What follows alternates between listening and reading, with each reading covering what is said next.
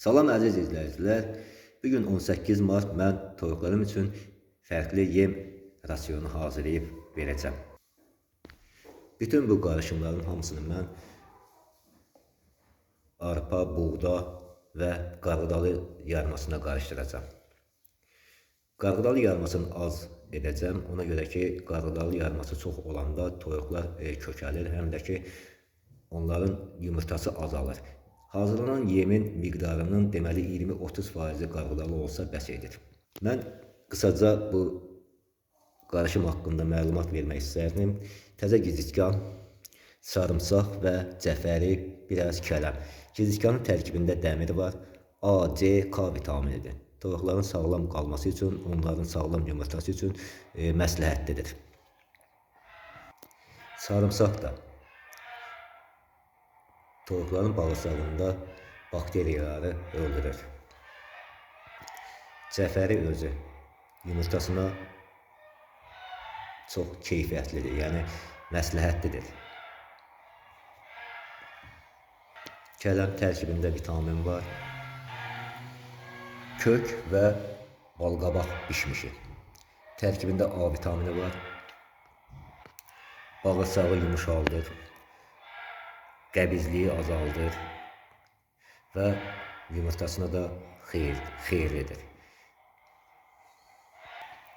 Biraz nanə qurusu və biraz da qarabaşaq bişmişi. Qarabaşaq bişmişi mən yemə qarışdırıb da verirəm və yemdən ayrı da verirəm. Qarabaşaq bişmişin tez-tez vermək olmaz. Ayda 2-3 dəfə. Yumurta qabığıdır. Onu deməli yumurtanı qaynadıb və qovurub ondan sonra mən verirəm toyuqlara. Bunu yemədə qatmaq olar və ayrıca da vermək olar. Demək olar ki, həftədə ən azı 5 dəfə, 6 dəfə nə qədər çox verilsə yumurta qabığı çox keyfiyyətlidir. Yəni məsləhətlidir toyuqlar üçün. Yumurta ən əsas toyuqda kalsium verir, enerji verir. Əgər yumurta qabığı yoxdursa, kalsiglikonatdan da istifadə etmək olar. Mən kalsiglikonatdan istifadə etmirəm.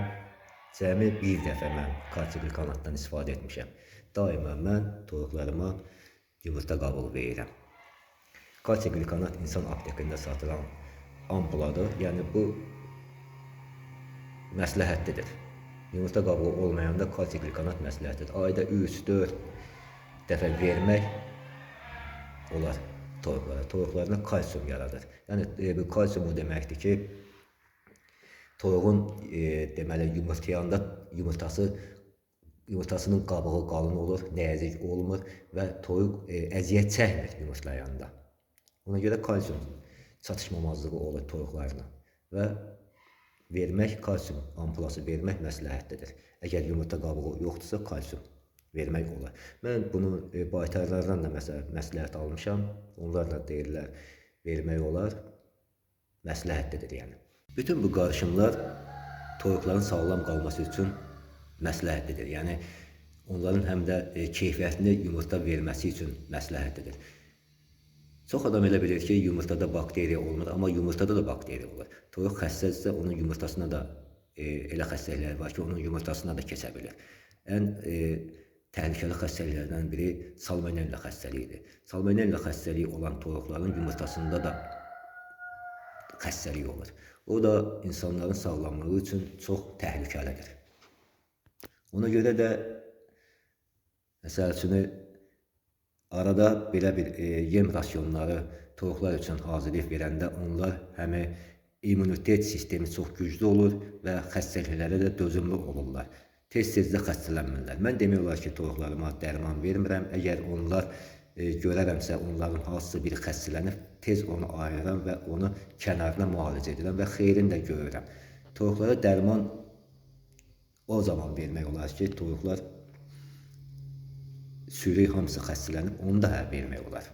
O da hər zaman, məsəl üçün, toyuqlara dərman vermək istəmirsənsə, belə bir yem rasionları hazırlayıb vermək lazımdır. Çox adam toyuqlara dən arpa verir. Dənin arpanın tərkibində, yəni protein çox azdır. Yəni dənlə arpa ilə bəslənən toyuqlar immunitet sistemi də zəif olur. Onlar xəstəliyə də dözümlü olmurlar. Mən 2 ilə yaxındır ki, toyuqlar saxlayıram. Yəni bütün bu həvəsim var. Və həvəslə də bilmədiklərimi öyrənirəm. Axtarıram, araşdırıram. Toyuqlara nə vermək lazımdır, onların sağlam qalması üçün və keyfiyyətli yumurta verməsi üçün nələr etmək lazımdırsa mən onu edirəm. Az da olsa onu mən toyuqlara verirəm. Toyuqların sağlam qalması üçün bəzən onlara qulluq lazımdır. Toyuqlar da qulluğu sevir, heyvanlar da qulluğu sevir.